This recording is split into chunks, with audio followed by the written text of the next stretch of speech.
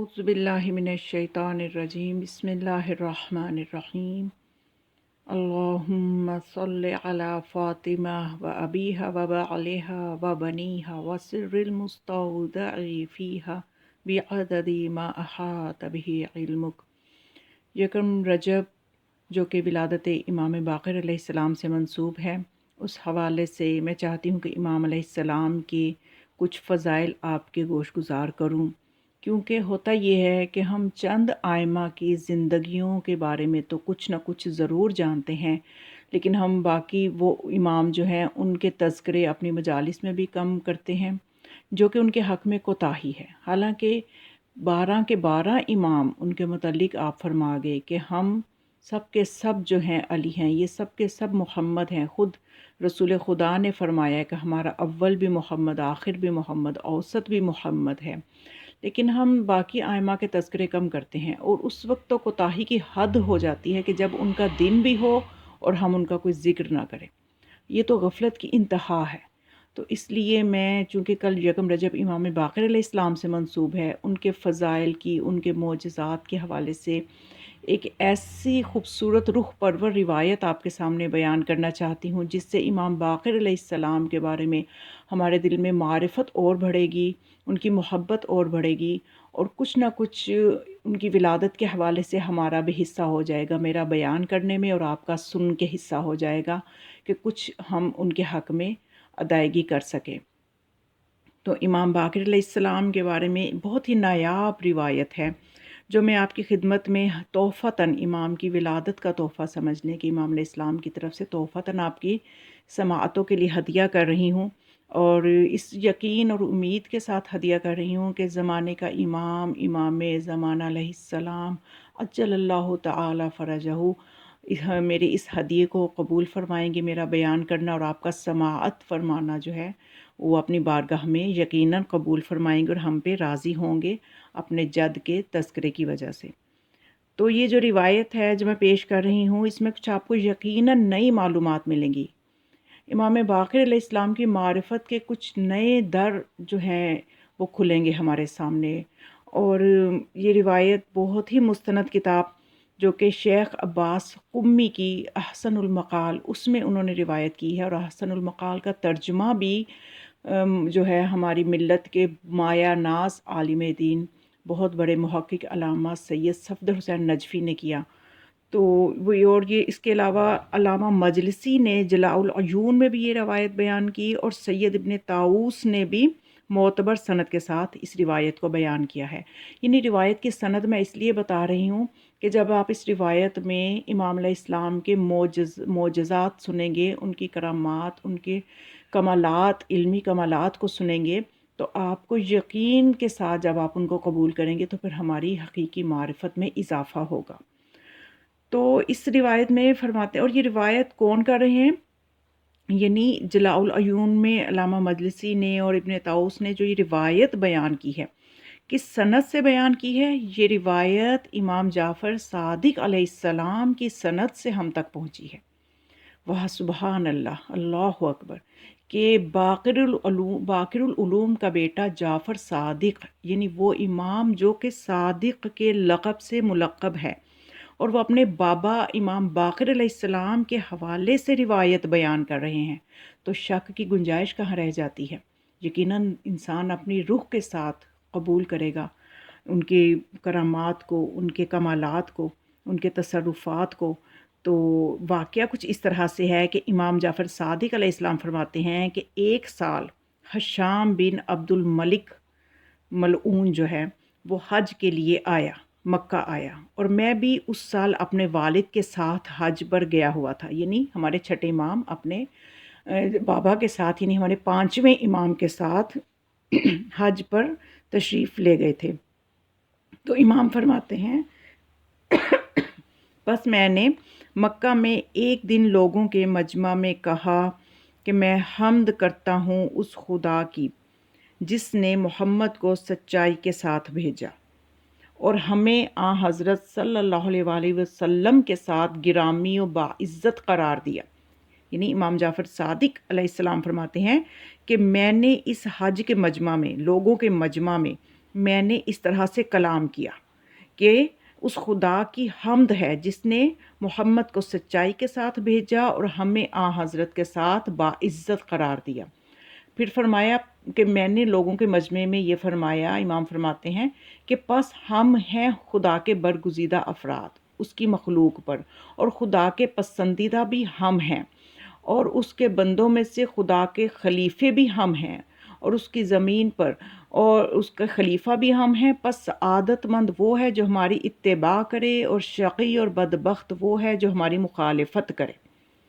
اور ہم سے دشمنی کرے۔ تو امام جعفر صادق علیہ السلام فرماتے ہیں کہ جب میں اتنا بیان کر چکا تو حشام کے بھائی نے یہ خبر حشام کو پہنچائی، لیکن اس نے مکہ میں یہ مصلحت نہ دیکھی کہ ہم سے تعرض کرے یا ہم سے کسی طرح کی بحث کرے۔ تو جب وہ دمشق پہنچا اور ہم مدینہ کی طرف واپس آ گئے تو اس نے عامل مدینہ، جو اس وقت کا مدینہ کا عامل تھا، اس کے پاس قاصد بھیجا اور کہا کہ میرے والد کو اور مجھے اس کے پاس دمشق بھیج دیں، یعنی دونوں اماموں کو دمشق بلا لیا۔ اور راوی کون ہے؟ امام صادق علیہ السلام۔ تو وہ بتاتے ہیں کہ مجھے اور میرے بابا کو اس نے دمشق بلا لیا۔ جب ہم دمشق پہنچے تو 3 دن تک اس نے ہم سے ملاقات نہ کی، یعنی یہ توہین ہے آئمہ علیہ السلام کی کہ وہ اس نے بلایا ہے لیکن وہ اپنے تکبر میں ملاقات نہیں کر رہا۔ تو پھر امام فرماتے ہیں کہ اس نے ہم سے ملاقات نہ کی۔ چوتھے دن اس نے اپنے دربار میں بلایا۔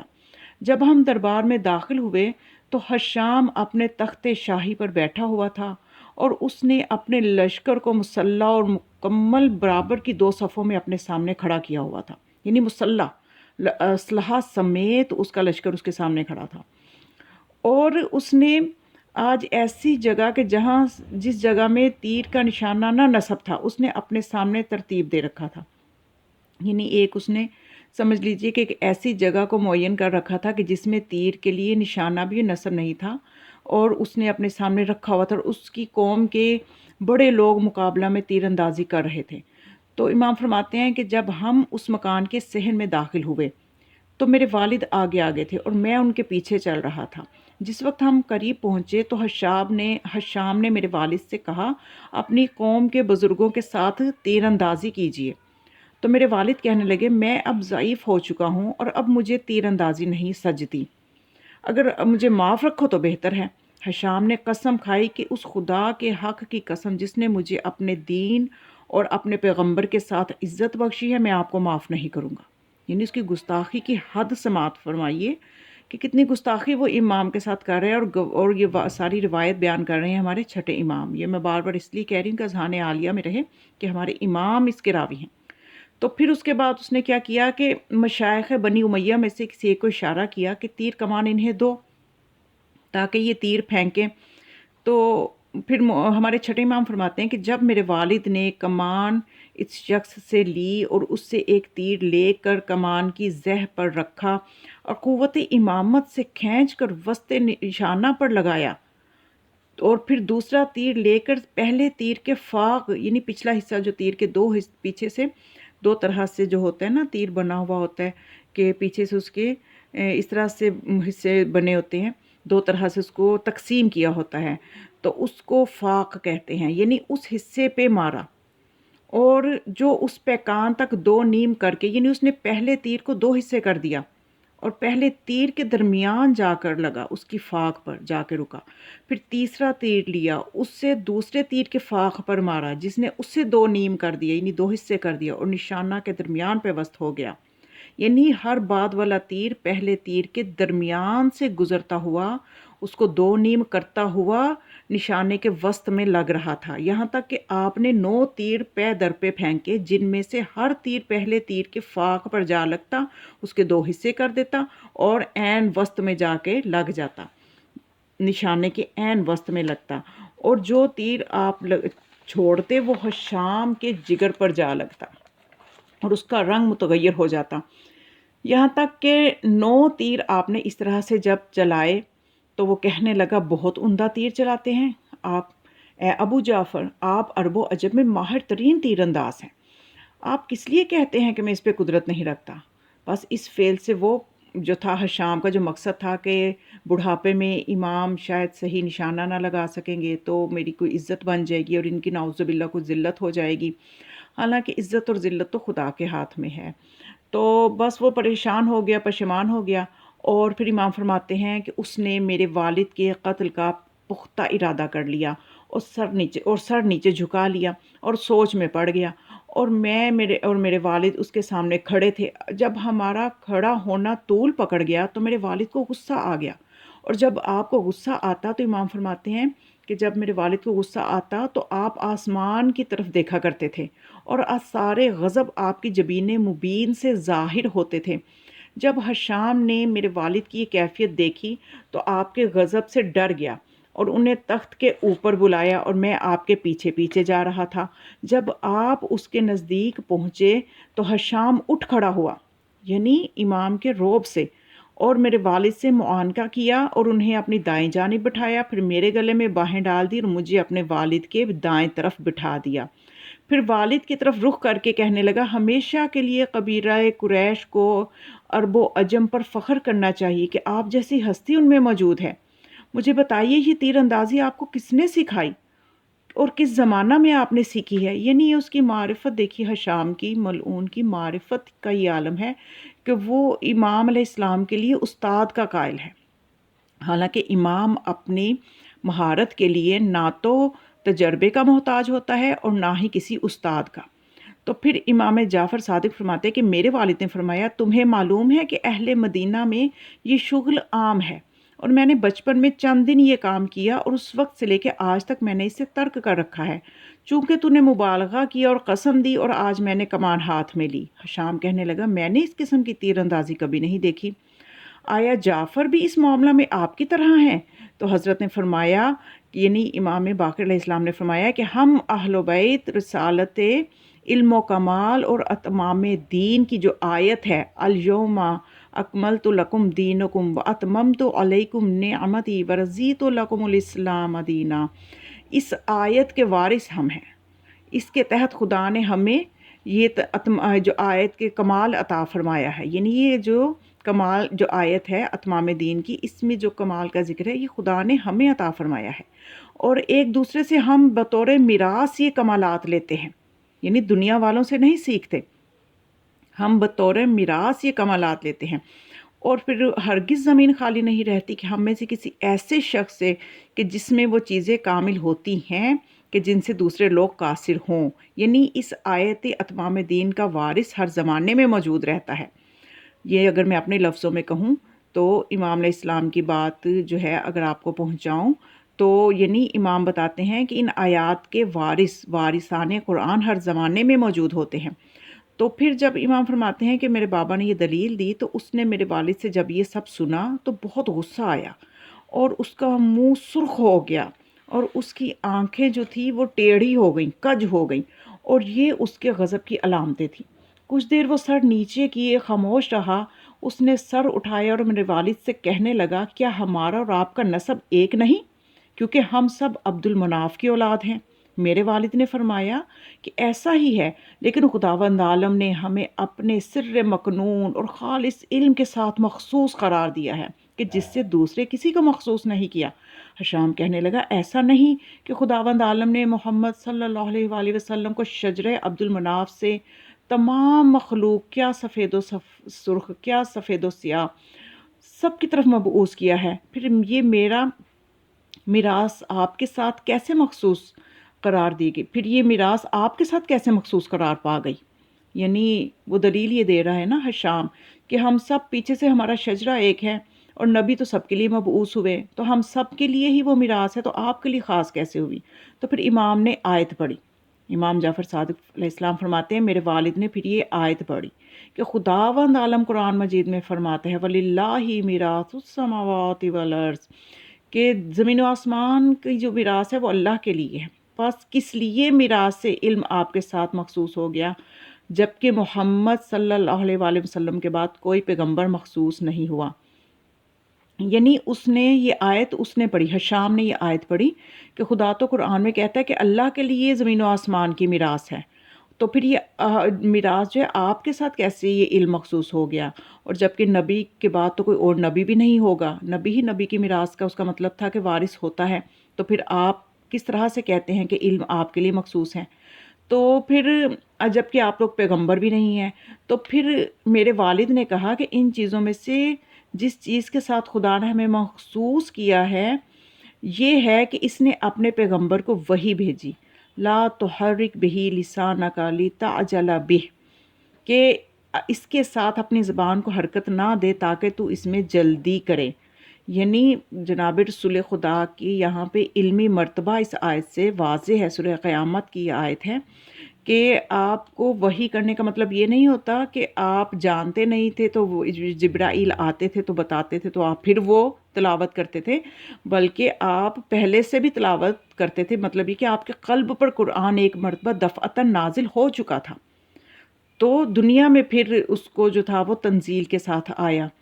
تو اب یہ ہے کہ یہاں پہ جب امام نے پھر دلیل اس کی آیت کی، یہ جو اس نے کہا نا کہ اللہ کے لیے میراث ہے اور نبی کے بعد تو کوئی اور نبی بھی نہیں ہے، تو پھر آپ کے ساتھ ہی علم کیسے مخصوص ہے؟ تو پھر امام نے فرمایا یہ وہ علم ہے جو نبی کے سینے میں جو علم تھا قرآن کا، دفعتاً علم تھا کہ آپ جلدی تلاوت کر دیتے تھے، تو خدا نے یہ حکم دیا کہ آپ حرکت نہ دیں اپنی زبان کو، کہ آپ اس کو جلدی پڑھیں، جلدی تلاوت کریں۔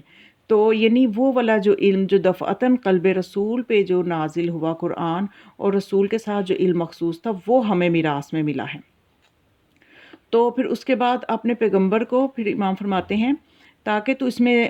اپنے پیغمبر کو ہمیں وہ اپنے علم کے ساتھ مخصوص کر دیں، اس لیے کہ رسالت مآب نے اپنے بھائی علی بن ابی طالب کو مخصوص کیا کچھ رازوں کے ساتھ جو کہ باقی اصحاب پر مخفی تھے۔ اور جب یہ آیت نازل ہوئی وَتَعِيَهَا أُذُنٌ وَاعِيَةٌ، یعنی امام فرماتے ہیں کہ جب یہ آیت نازل ہوئی کہ یاد رکھتے ہیں انہیں یاد رکھنے والے کان، تو پھر اس سے مراد علی بن ابی طالب ہیں کہ ان کے ساتھ رسول خدا اپنے راز جو تھے بتایا کرتے تھے، کیونکہ علی علیہ السلام ہی ایسے تھے کہ جو ان رازوں کو تحمل کر سکتے تھے۔ تو پھر اس کے علاوہ خدا سے سوال کیا کہ وہ انہیں تیرے کان قرار دے، اس لیے علی ابن ابی طالب فرمایا کرتے تھے کہ رسول خدا نے مجھے علم کے 1000 باب تعلیم کیے، جس کے ہر باب سے 1000 باب علم کے کھلتے ہیں۔ جیسا کہ آپ لوگ اپنے مخصوص لوگوں کو راز بتاتے ہیں اور اس کو دوسرے لوگوں سے مخفی رکھتے، اسی طرح سے رسول خدا اپنے راز علی علیہ السلام سے کہتے تھے اور دوسرے لوگوں کو اس کا علم نہیں ہوتا تھا۔ اسی طرح سے علی بن ابی طالب علیہ السلام نے اپنے اہل و بیت میں سے کسی شخص کو جو ان اسرار کا محرم راز تھا ان رازوں کے ساتھ مخصوص کیا، اور اسی طرح سے وہ علوم بطور میراث ہم تک پہنچے ہیں۔ یعنی یہاں پہ امام نے پوری وضاحت کی کہ ہم کون سے والے علم کے وارث ہیں، کہ جو رسول خدا پہ نازل ہوا اس کے بعد صرف علی ہی تھے جو وارث قرار پائے، اور اس طرح سے ہم ان علوم کے وارث ہوتے گئے۔ تو پھر شام کہنے لگا کہ حضرت علی علیہ السلام جو دعویٰ کرتے تھے کہ وہ علم غیب جانتے ہیں، حالانکہ خدا نے کسی کو علم غیب میں شریک اور اس پر کسی کو مطلع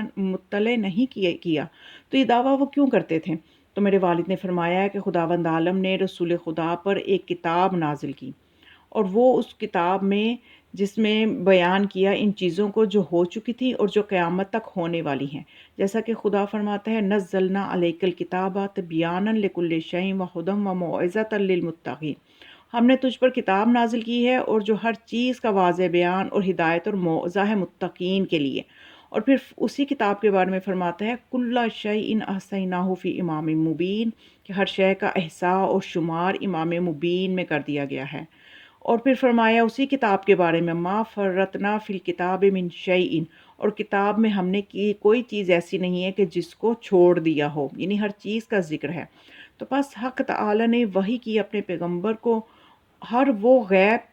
اور راز جو آپ کی طرف نازل ہوا ہے، اور آپ نے اس راز سے علی علیہ السلام کو مطلع کیا اور حکم دیا کہ اے رسول یہ تمام راز جو آپ پہ ہوئے ہیں وحی ہوئے ہیں ان کو علی کو ان سے مطلع کریں۔ اور رسول اکرم صلی اللہ علیہ وآلہ وسلم نے علی علیہ السلام کو حکم دیا کہ ان کے بعد وہ قرآن کو جمع کریں اور وہی ان کو غسل دیں، کفن دیں، حنوط کریں، اور وہ متوجہ ہوں اور دوسرے لوگوں کے ساتھ موجود نہ ہوں، دوسرے لوگ ان کے ساتھ موجود نہ ہوں، اپنے اصحاب سے فرمایا ہے، اور اس طرح سے آپ نے اپنے اصحاب تک کے لیے بھی یعنی اس چیز کی اجازت نہیں دی کہ سوائے علی کے اور کوئی بھی یہ کام انجام نہ دے۔ تو اس کے بعد پھر آپ نے فرمایا کہ میرے بھائی علی کے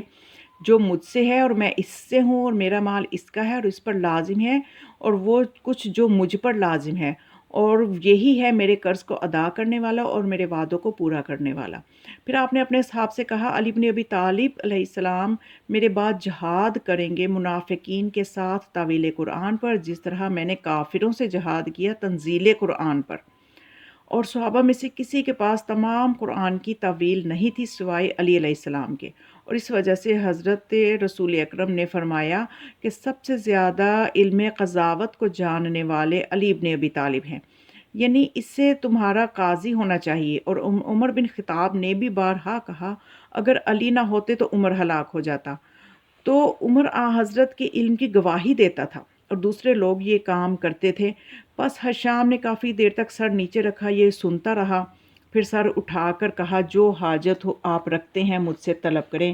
میرے والد نے فرمایا میرے اہل و عیال میرے باہر آنے سے وحشت اور خوف میں ہے، میں یہ استدعا کرتا ہوں کہ مجھے واپسی کی اجازت دے دو۔ حشام نے کہا میں آپ کو اجازت دیتا ہوں، آپ آج ہی چلے جائیں۔ بس میرے والد نے اس کے گلے میں باہیں ڈالیں، الوداع کیا، اور پھر اس کے بعد ہمیں وہ وداع اس نے ہم دونوں کو کیا اور وہاں سے ہم نکلے۔ جب ہم اس کے گھر کے باہر کے میدان میں پہنچے تو اس میدان کے آخر میں ہم نے بہت سے لوگوں کو بیٹھے ہوئے دیکھا۔ تو میرے والد نے پوچھا یہ لوگ کون ہیں؟ حشام کا دربان کہنے لگا کہ یہ رہبان نصارہ ہیں، اس پہاڑ میں ان کا ایک عالم رہتا ہے جو ان کے علماء میں سے سب سے زیادہ صاحب علم ہے، اور ہر سال ایک مرتبہ یہ لوگ اس کے پاس آتے ہیں اور اس سے مسائل پوچھتے ہیں، اور آج اسی لیے جمع ہوئے ہیں۔ تو پس میرے والد ان کے پاس گئے اور میں بھی ان کے ساتھ گیا۔ میرے والد نے اپنا سر ایک کپڑے سے ڈھانپ لیا تاکہ وہ پہچان نہ سکیں، اور اس گروہ نصارہ کے ساتھ اس پہاڑ پر تشریف لے گئے۔ جب نصارہ بیٹھے تو میرے والد بھی ان کے درمیان بیٹھ گئے، اور ان عیسائیوں نے اپنے عالم کے لیے مسندیں بچھائیں اور اسے باہر لے آئے، مسند پر بٹھایا، اور بہت ہی عمر رسیدہ تھا وہ۔ حضرت عیسیٰ کے اصحاب کے بعض حواریوں کو اس نے دیکھا ہوا تھا، یعنی اتنی اس کی عمر ہو چکی ہوئی تھی کہ اس نے حواریوں تک کو دیکھا ہوا تھا، اور ضعیفی کی وجہ سے اس کے آبرو اس کی آنکھوں پر گرے ہوئے تھے، اور اسے ایک ریشمی کپڑے سے سر سے باندھے ہوئے تھا، اور اپنی آنکھیں سانپ کی طرح پھیرنے لگا اور حاضرین کو دیکھنے لگا۔ جب حشام کو خبر ملی کہ حضرت عیسائیوں کے گرجے کی طرف تشریف لے گئے ہیں تو اس نے اپنے کچھ بندوں کو پیچھے بھیجا کہ جاؤ وہاں پہ جو واقعہ ہو اس کی آ کے مجھے خبر دو۔ اس عالم کی نظر جب میرے والد پہ پڑی، امام فرماتے ہیں، تو وہ کہنے لگا کہ آپ ہم میں سے ہیں یا امت مرحومہ میں سے ہیں؟ تو امام نے فرمایا کہ میں امت مرحومہ میں سے ہوں۔ اس نے پوچھا آپ ان کے علماء میں سے ہیں یا جہال میں سے، جاہلوں میں سے ہیں؟ تو فرمایا کہ میں ان کے جاہلوں میں سے نہیں ہوں۔ اب یہاں پہ دیکھیے کہ امام نے یہ نہیں فرمایا کہ میں ان کے علماء میں سے ہوں، یہ فرمایا کہ میں ان کے جاہلوں میں سے نہیں ہوئی۔ نہیں، یہاں پہ ایک ہمارے لیے بہت بڑا درس ہے کہ ہمارے اندر تکبر نہیں آنا چاہیے کہ میں علماء میں سے ہوں، حالانکہ امام وہ ہیں کہ جو ہر چیز کا علم رکھتے ہیں، جو کہ علم رسول کے وارث ہیں۔ تو پس وہ جو تھا، وہ عیسائیوں کا جو بہت بڑا عالم آیا تھا، وہ پریشان ہو گیا اور کہنے لگا مجھ سے سوال کریں یا میں آپ سے سوال کروں؟ تو امام نے فرمایا کہ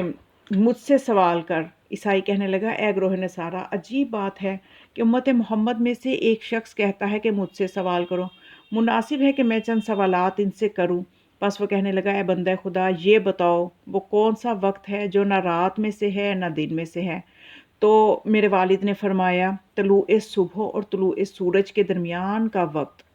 وہ کہنے لگا یہ وقت کس میں سے ہے؟ تو میرے والد نے فرمایا یہ جنت کے اوقات میں سے ہے، اور اس وقت ہمارے بیمار ہوش میں آ جاتے ہیں اور درد و الم میں سکون آ جاتا ہے، درد و الم سے سکون میں آ جاتے ہیں۔ جس کو ساری رات تکلیف کی وجہ سے نیند نہ آئی ہو، لیکن یہ وقت جب آتا ہے تو اس کو بھی نیند آ جاتی ہے، ایسے درد مند انسان کو بھی نیند آ جاتی ہے۔ اور خداوند عالم نے اس وقت کو آخرت کی طرف رغبت کرنے والوں کے لیے باعث رغبت قرار دیا ہے، آخرت کے لیے عمل کرنے والوں کے لیے دلیل واضح بنایا ہے، اور انکار کرنے والوں اور متکبرین کے لیے جو آخرت کے لیے عمل نہیں کرتے، انکار کی حجت قرار دیا ہے۔ نصرانی کہنے لگا آپ نے سچ کہا۔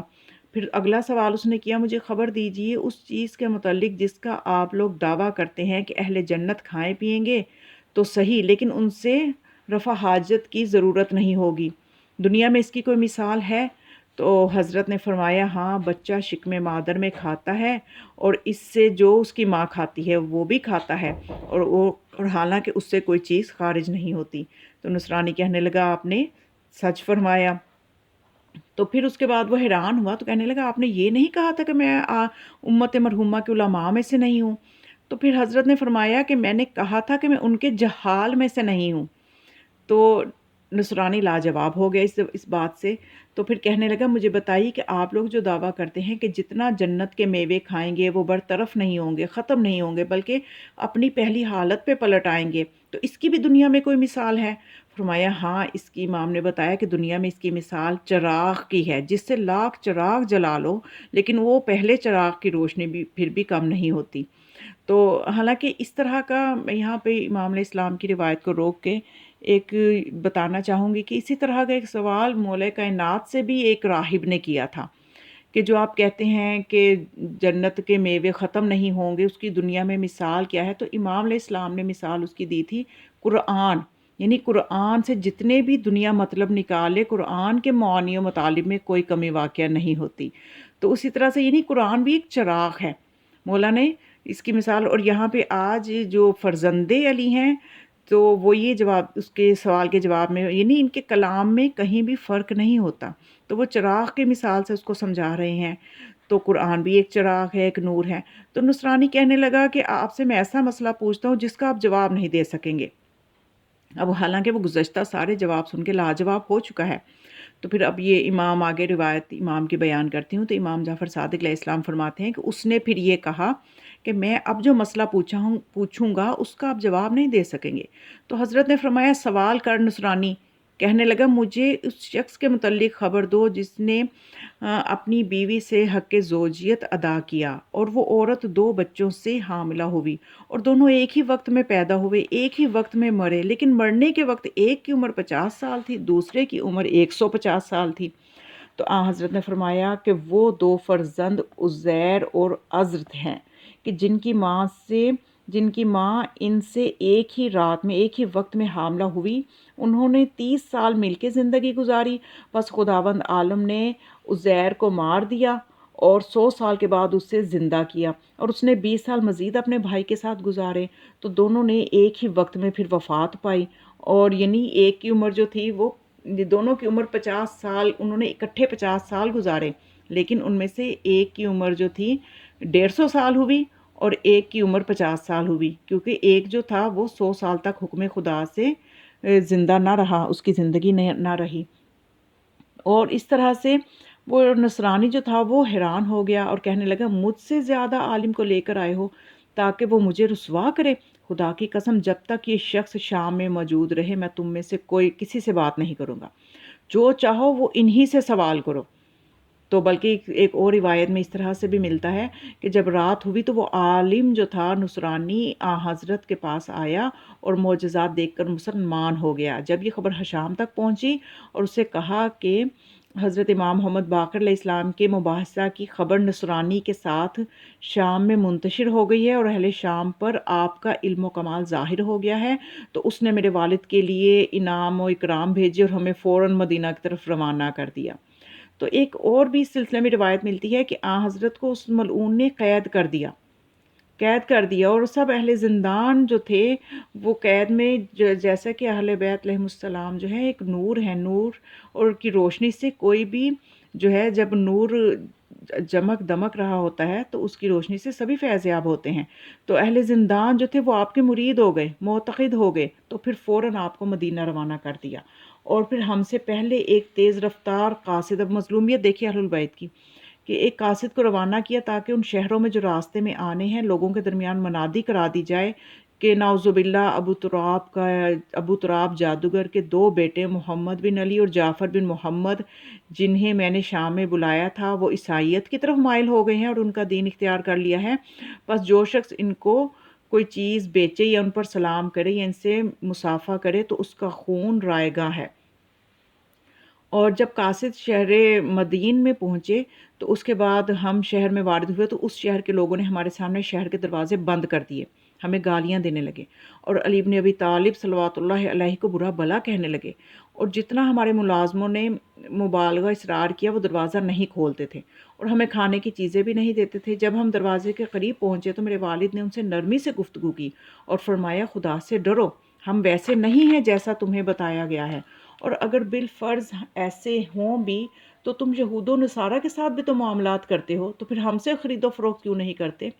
تو وہ بدبخت کہنے لگے کہ آپ لوگ یہود و نصارہ سے بھی بدتر ہیں، کیونکہ وہ تو جزیہ دیتے ہیں اور تم جزیہ نہیں دیتے۔ جتنا میرے والد نے انہیں واعظ و نصیحت کی کوئی فائدہ نہ ہوا، کہنے لگے ہم آپ کے لیے دروازے نہیں کھولیں گے شہر کے، یہاں تک کہ آپ اور آپ کے چوپائے ہلاک ہو جائیں۔ جب آپ نے ان شریر لوگوں کے اصرار کو دیکھا تو آپ سواری سے اترے اور فرمایا اے جعفر اپنی جگہ سے حرکت نہ کرنا۔ وہاں قریب ایک پہاڑ تھا جو مدین پر سایہ فگن تھا، تو میرے والد اس پہاڑ پہ تشریف لے گئے، شہر کی طرف رخ کر کے انگلیاں اپنے کانوں پر رکھ کر ان آیات کی تلاوت کی جو واقعہ شعیب کی قوم کا قرآن میں ہمیں ملتا ہے کہ جو اہل مدین پر جناب شعیب مبعوث برسالت ہوئے اور انہوں نے جب نافرمانی کی تو جو آیات اس وقت پڑھی تھی جن کا قرآن میں ذکر ہے کہ بقیت اللہ خیر لکم ان کنتم مؤمنین، تو اس کے بارے میں فرمایا کہ بقیت اللہ تمہارے لیے بہتر ہے اگر تم مومن ہو۔ پھر فرمایا خدا کی قسم ہم خدا بقیہ خدا زمین پہ ہیں۔ پس خداوند عالم نے ایک سیاہ آندھی چلائی جس سے آپ کی آواز دعوت ہر کسی نے سنی اور وہ دہشت عظیم میں مبتلا ہو گئے اور لوگ چھتوں پہ چڑھ رہے اور آن حضرت کی طرف دیکھنے لگے۔ پس اہل مدین نے میں سے ایک ضعیف شخص نے